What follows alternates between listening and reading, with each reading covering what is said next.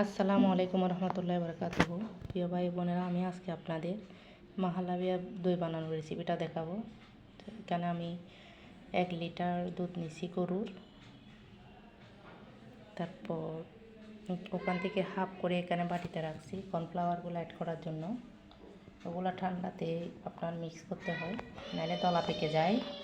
তো এখানে আমার ডানো ক্রিম নিচ্ছি, আমি ডানো ক্রিম,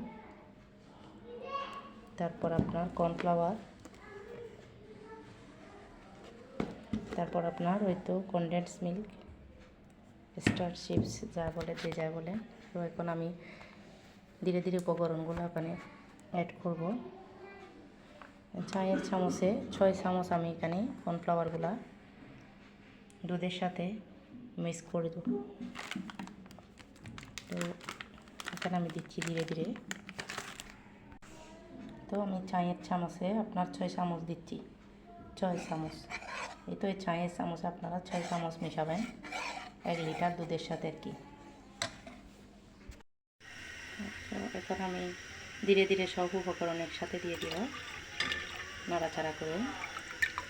তো এখন আমি নাড়াচাড়া করবো দিয়ে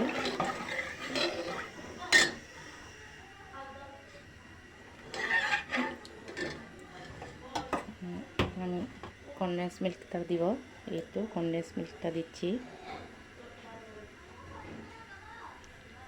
চাইলে অনেকে, ওটা অপশনাল, অনেকে চাইলে আপনার চিনি ইউজ করতে পারেন। আমি একটু স্বাদটা বেশি আসার জন্য কনডেন্স মিল্কটা দিচ্ছি।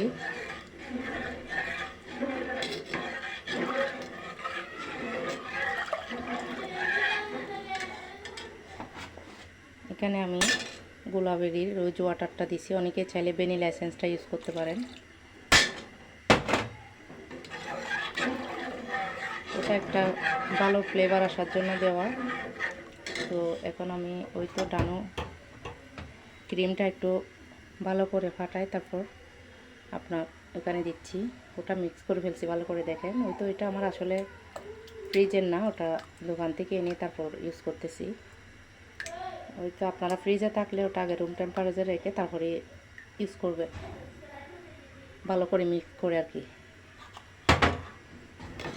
তো এখন আমি নাড়াচাড়া করবো, আধা ঘন্টা মতো আপনার নাড়তে হবে।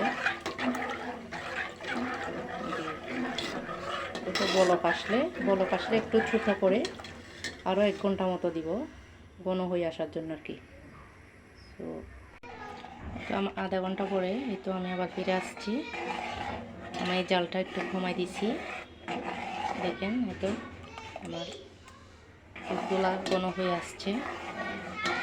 তো ধীরে ধীরে নাড়বো। আসলে হয়তো আপনারা বলবেন আমি এত বড় চামচ নিচ্ছি কেন, ওটা নাড়াচাড়া করার সুবিধার্থে নিচ্ছি আর কি। ওখানে দুধ ছিল, আমি অল্প করে দুধ নিয়ে একটু ওখানে ফুড কালার দিচ্ছি, ওগুলো পরিবেশন করার জন্য অরেঞ্জ কালার করব।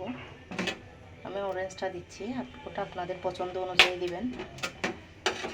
এখানে আমার হয়ে গেছে, এই দইগুলা অলরেডি হয়ে গেছে। আসলে আমি এর আগে কখনো বানাই নাই, আজকে নতুন। মাশাআল্লাহ, নতুন হিসাবে আল্লাহর রহমতে অনেক ঘন হয়ে আসছে। তো আমার শেষ দই বানানো, এখন পরিবেশন করার পালা।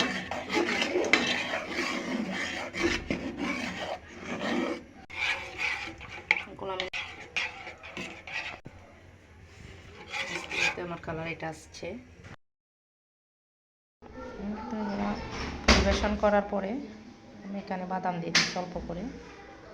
ওই তো আপনার যেগুলা কালার দিয়ে রাখছিলাম ফুড কালার, ওগুলো একটু করে দিছি পরিবেশন করার জন্য।